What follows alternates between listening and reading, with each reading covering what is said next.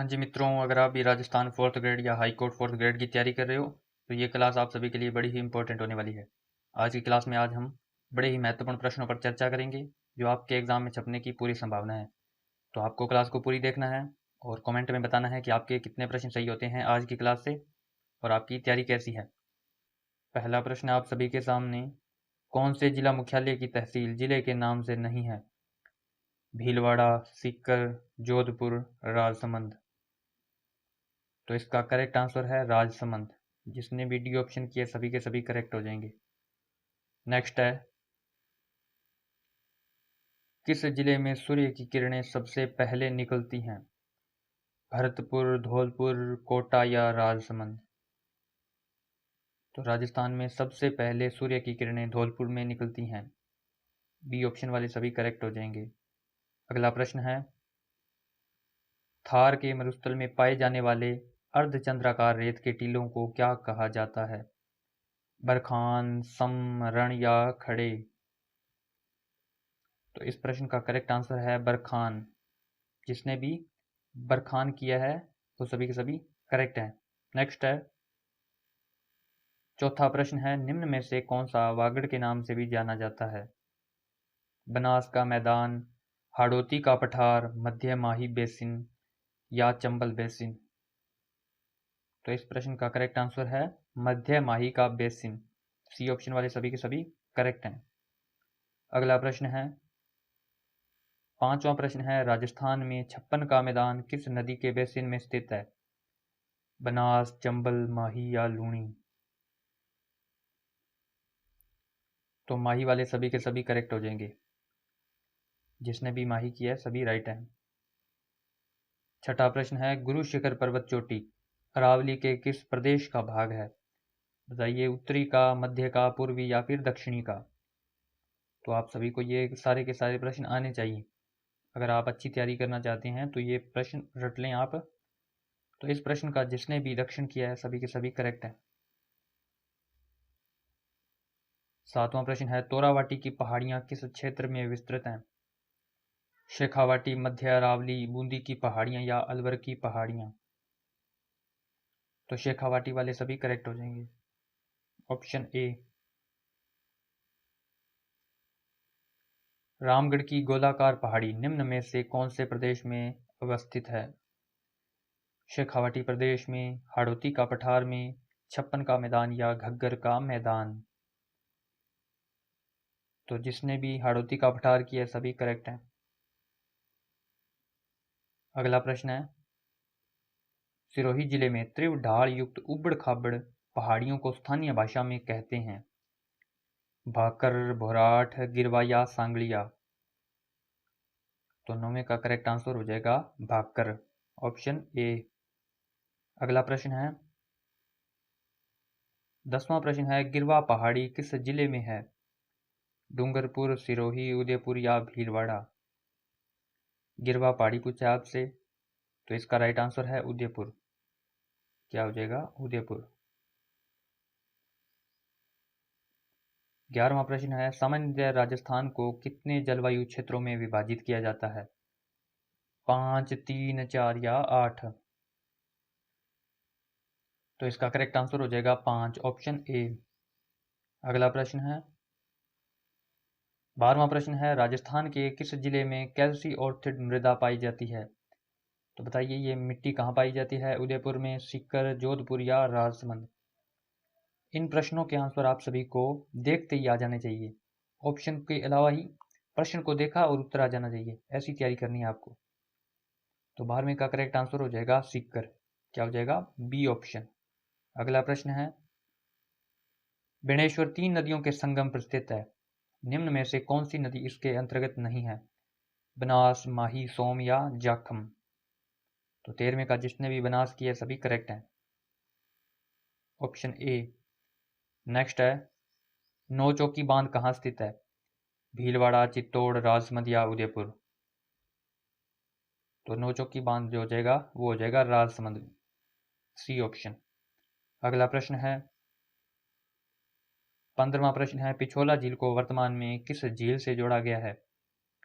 राजसमंद, जयसमंद, फतेह सागर या उपयुक्त सभी। तो जिसने भी उपयुक्त सभी किया ना, वो सभी के सभी गलत हो जाएंगे। तो इसका राइट आंसर है फतेह सागर, सी ऑप्शन। जिसने भी सी किया है वो करेक्ट हो जाएंगे। नेक्स्ट है 16वां प्रश्न है, मेजा बांध कौन सी नदी पर निर्मित किया गया है? बनास, कोठारी, पार्वती या मेज नदी? तो इसका राइट आंसर हो जाएगा कोठारी। क्या हो जाएगा? Kothari, B option. 17वां प्रश्न है, टांका और खड़ीन प्रकार है किसका?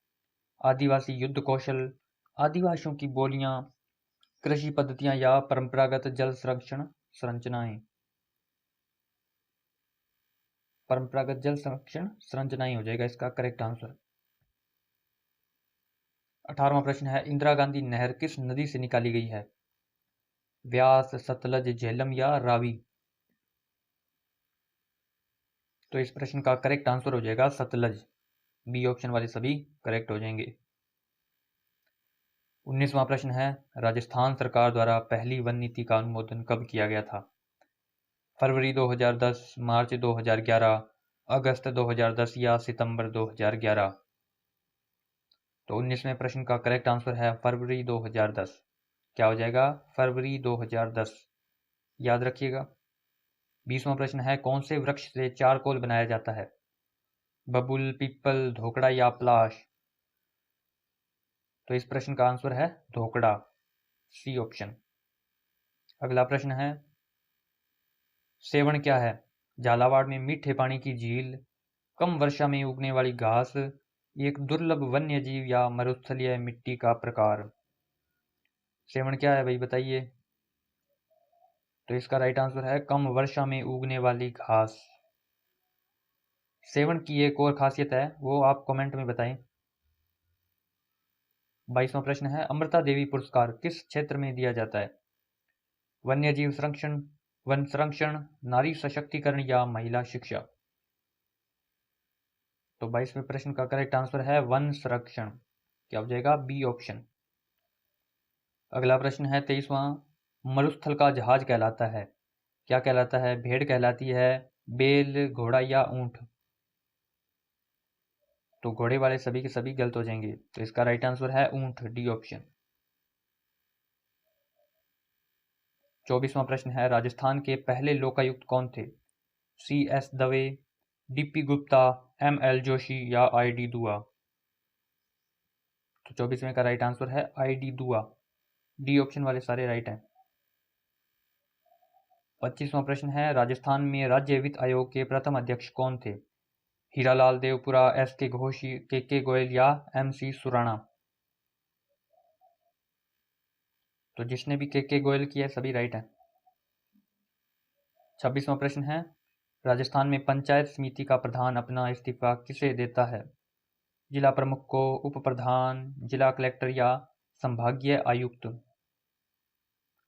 तो इसका राइट आंसर है जिला प्रमुख। और ये जो प्रश्न है ना, इनमें से जो आपको नहीं आता उसे आप दोबारा देखें या कहीं पे नोट कर लें।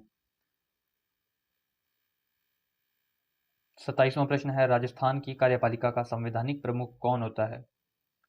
मुख्य सचिव, राष्ट्रपति, मुख्यमंत्री या राज्यपाल? तो जिसने भी किया राज्यपाल वो राइट है, डी ऑप्शन। 28वां प्रश्न है, सेवन में लवण घास राजस्थान के किस जलवायु प्रदेश में उगती है? अर्ध शुष्क, उप आर्द्र, आर्द्र या शुष्क? सेवन घास पूछा है, तो 28वें का करेक्ट आंसर है शुष्क, डी ऑप्शन। 29वां प्रश्न है, निम्नलिखित में से कौन सा बांध कोट बांध भी कहलाता है? मोरल, गोसुंडा, सरजू सागर या पंचोट? 29वें का राइट आंसर है सरजू सागर, सी ऑप्शन। अगला प्रश्न है, कौन सी झील खारे पानी की झील है? अन्ना सागर, पिछोला, डीडवाना और राजसमंद? तो इनमें से खारे पानी की झील कौन सी है? डीडवाना वाले सभी करेक्ट हो जाएंगे।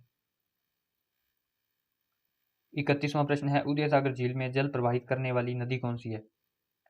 पार्वती, आयड़, कोठारी या गोमती? आयत नहीं होगा यहाँ पे, आयड़ होगा। 31वें का करेक्ट आंसर है आयड़, बी ऑप्शन, आयड़ नदी। गेप सागर झील किस जिले में स्थित है? डूंगरपुर, उदयपुर, बांसवाड़ा और प्रतापगढ़। तो इसका राइट आंसर है डूंगरपुर, ऑप्शन ए। नेक्स्ट है, मांडलगढ़ के निकट त्रिवेणी संगम पर कौन सी 3 नदियां मिलती हैं? बेड़च, गंभीरी और कोठारी, बेड़च, बनास और मेनाल, बनास, गंभीरी और लूनी नदी, या फिर खारी, कोठारी और मेनाल नदी। बताइए इन चारों में से कौन सा हो जाएगा इसका करेक्ट आंसर। जिसने भी किया बेड़च, बनास और मेनाल वो सभी के सभी करेक्ट है। अगला प्रश्न है 34वां प्रश्न है, कोटा, बूंदी, झालावाड़ में कौन सी मृदा पाई जाती है? लाल एवं पीली मृदा, मृस्थली मृदा, मध्यकाली मृदा या लाल एवं काली मिश्रित मृदा। तो बताइए जिसने भी मध्यकाली मृदा किया है सभी करेक्ट है, सी ऑप्शन वाले। आज की क्लास का अंतिम प्रश्न है 35वां है, कोपेन ने जलवायु प्रदेश के वर्गीकरण का आधार माना है? वनस्पति को, वर्षा को, तापमान को या वायु दाब को? क्या पूछा है? कोपेन के अनुसार जलवायु प्रदेश के वर्गीकरण का आधार क्या है? तो इसका राइट आंसर है वनस्पति। क्या हो जाएगा? Option A. और अगर आप यहाँ तक क्लास को देख रहे हैं तो अब कमेंट में बताइएगा कि आपके 35 प्रश्नों में से कितने प्रश्न सही हुए, और कमेंट में ये भी बताइएगा कि नेक्स्ट क्लास में कितने प्रश्न करवाए जाएं।